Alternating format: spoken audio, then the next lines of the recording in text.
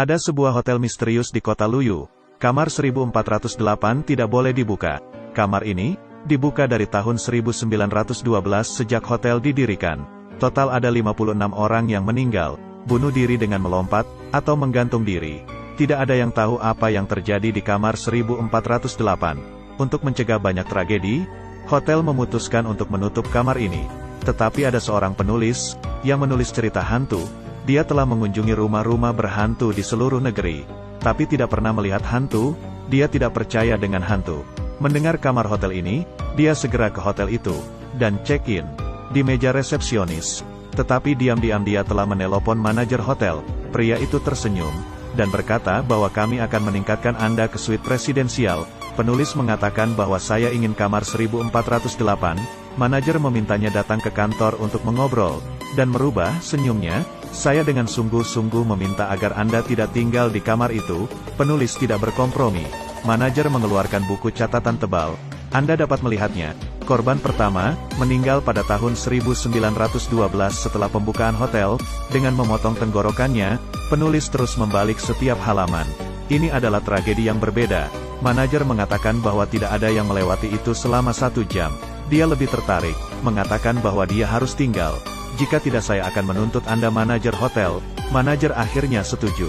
Manajer mengantarnya ke atas. Penulis bertanya apakah kamar kotor. Manajer menjawab kami akan membersihkannya setiap bulan. 3 orang secara bergilir, tidak boleh lebih dari 10 menit. Pintu harus dibuka. Tapi mesti begitu. Selama beberapa tahun seorang pekerja wanita menunggu di kamar mandi. Dia menunggu sampai orang keluar, matanya hilang. Sampai di lantai 14, manajer memperingatkan penulis untuk tidak masuk kamar itu. Sayangnya dia masih menolak. Time sama dengan 0.4s, lebih besar dari dia ditinggalkan sendirian. Dia mulai berjalan menuju 1408. Dan membuka buku catatan sambil melihat gambar-gambar di masa lalu. Gambar-gambar itu lebih menakutkan dan berdarah. Dia terpesona oleh buku itu.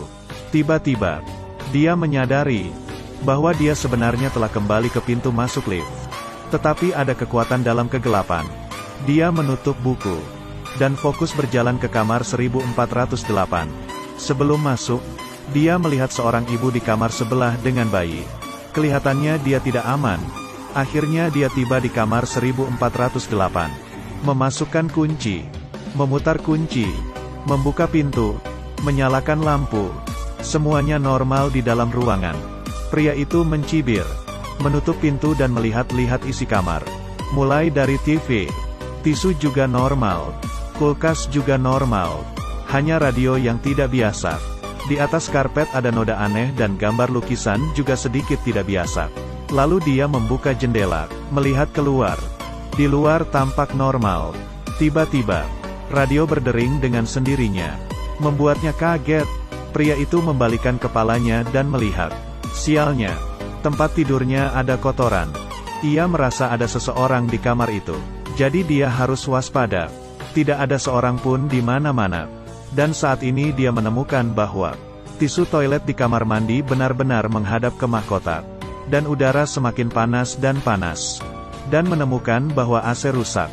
Jadi dia menelpon resepsionis untuk meminta mereka memanggil pekerja pemeliharaan untuk datang. Mereka setuju. Pada saat ini, pria itu penasaran dan mematikan lampu, memegang sinar ultraviolet. Seluruh ruangan benar-benar penuh dengan noda darah. Nyalakan lampu, dia menemukan ada yang aneh dengan lukisan. Dia menurunkan lukisan itu. Tiba-tiba ada yang mengetuk pintu. Ternyata adalah pegawai pemeliharaan. Dia membuka pintu. Tapi petugas itu enggan masuk ke dalam. Dia bilang, saya akan mengajari Anda. Caranya, pria itu akhirnya memperbaiki AC sesuai dengan instruksinya. Kemudian dia berbalik, petugas pemeliharaan menghilang, dia menutup pintu. Tiba-tiba menemukan bahwa dia tidak dapat mendengarnya. Mencoba mendengar suara di luar jendela, telinganya benar-benar tidak dapat mendengar suara. Saat dia kembali, tiba-tiba jendela tertutup sendiri, tangannya terjepit, dia menjerit kesakitan dan mencoba melepas jarinya. Tangannya mulai berdarah. Dia pergi ke kamar mandi, menghidupkan keran untuk membasuh jarinya. Tiba-tiba air keran menjadi panas. Dia ketakutan, pergi keluar, menelpon resepsionis. Dia mengatakan saya ingin ganti kamar, tetapi mereka tidak menjawab pertanyaan itu. Dia mulai berkomentar dengan pelayanan hotel itu, dia marah. Tetapi pihak lain mengatakan bahwa sikap ini tidak baik. Kemudian telepon menjadi rusak. Pria itu benar-benar takut. Dia mencoba membuka pintu tapi tidak berhasil, kunci tidak berhasil. Dia menggedor-gedor pintu itu, dia mencoba mengintip keluar, ada sebuah mata yang menatapnya. Dia cepat menjauhi pintu itu, menghampiri jendela kamar, mengeluarkan badannya, berteriak minta tolong. Tiba-tiba dia melihat, di seberang kamar ada satu kamar menyala. Di dalamnya ada seorang pria, dia mencoba memanggilnya. Orang itu sepertinya melihatnya, perlahan berdiri. Pria itu melambaikan tangannya, untuk meminta bantuan. Dia mengatakan ada yang tidak beres, orang di seberang mengikutinya. Melihat tindakannya dia sadar, dia menyadari bahwa dia tidak meniru dia, tapi mengikutinya. Lalu dia mengambil lampu dari sisi dan mengambilnya. Orang di seberang juga sama.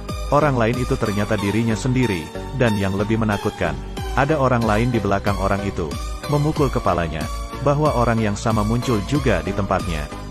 Lebih besar dari tetapi, dia hanya menderita sedikit dan dengan cepat. Pria itu membawa lampu tempat tidur, melemparnya ke bawah, tetapi lampu menghilang di udara. Dia sangat khawatir. Dia berusaha mati-matian untuk mengatakan pada dirinya sendiri semua adalah halusinasi.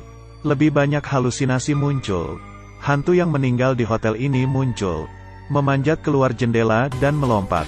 Satu orang, dua orang. Tampak untuk mengingatkannya apa yang harus dilakukan. Pria itu tidak mau berkompromi. Dia memeriksa denah hotel, menemukan bahwa ada jendela di kamar 11.408. Dia bisa mencoba cara ini. Baru 9 langkah. Dia bisa mencobanya lewat jendela 1408. Menurunkan kaki, dengan hati-hati merayap keluar jendela, dan mengatakan pada diri saya sendiri bahwa itu hanya 18 langkah. Dia tidak berani melihat ke bawah. Dia hanya bisa bergerak di atap yang sempit, dan menempel di dinding. 1 langkah, 2 langkah, 3 langkah. Angin di lantai 14 sangat kuat. Di langkah ke-9, dia tidak bisa menyentuh jendela. Tiba-tiba dia melihat tidak ada jendela di depannya. Hanya ada dinding yang tak berujung. Dia akhirnya kembali. Tidak mudah kembali ke kamar 1408. Jendela tertutup sendiri. Dia bangkit, dan memeriksa kembali denah kamar. Semua telah berubah. Hanya ada satu kamar 1408. Dia kembali mengintip. Di luar hanya ada tembok. Jendela berubah menjadi tembok. 1408 sudah jadi ruang rahasia. Suhu AC turun. Untungnya, sinyal bisa connect ke Wi-Fi. Dia buru-buru login, dan menghubungi mantan istrinya. Setelah video itu, air mulai menyembur ruangan, merusak listrik, komputer menjadi rusak. Harapan terakhir hilang. Tidak bisa menelpon. Tidak ada yang berfungsi. Kemudian dia mengambil buku di meja. Dia tidak pernah religius. Mengambil Alkitab. Dibukanya, tetapi dalamnya kosong. Tidak ada yang bisa dibaca. Sekarang adalah musibah. Sudah terlambat untuk menyesal. Sayangnya, segera ruangan menjadi dingin dan mulai membeku. Kamar hotel membeku. Suhu AC sampai minus. Dia memakai selimut, meminum alkohol, membakar barang. Tiba-tiba, komputer menyala. Dia merangkak mendekati komputer. Videonya masih hidup. Dia bertanya apa sudah telepon polisi. Dia bilang sudah. Polisi sudah di kamar 1408. Tapi kamarnya kosong. Pria itu bingung. Dia ada di kamar 1408. Dia tahu kamar ini penuh kejahatan. Dia bilang dia ingin mati. Perempuan itu berencana mendatangi hotel dan menyelamatkannya. Pria itu berkata jangan datang. Siapa yang tahu? Layar itu tiba-tiba muncul.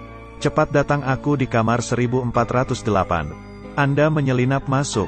Pria itu mencoba menahannya. Tapi wanita itu tidak bisa mendengar suaranya. Pria itu menatapnya di layar. Pria itu tersenyum padanya. Tiba-tiba, ruangan mulai runtuh. Dinding mulai bergerak. Teriakan minta tolong kru juga mendengar satu demi satu. Di dalam kamar air terus turun. Pria itu bangkit, memukul lukisan. Air mengalir keluar dari lukisan, dan membanjiri ruangan. Pria itu berangsur-angsur kehilangan kesadaran. Akhirnya dia tersadar. Dia ada di rumah sakit. Semua orang sangat gembira. Pria itu merasa tenang. Segala sesuatu tentang 1408 hanyalah mimpi buruk. Pernahkah mereka mendengar tentang hotel itu? Perempuan itu menjawab tidak. Jadi itu hanya mimpi. Kehidupan pria yang kembali ke jalurnya. Dia mengesampingkan kematian putrinya.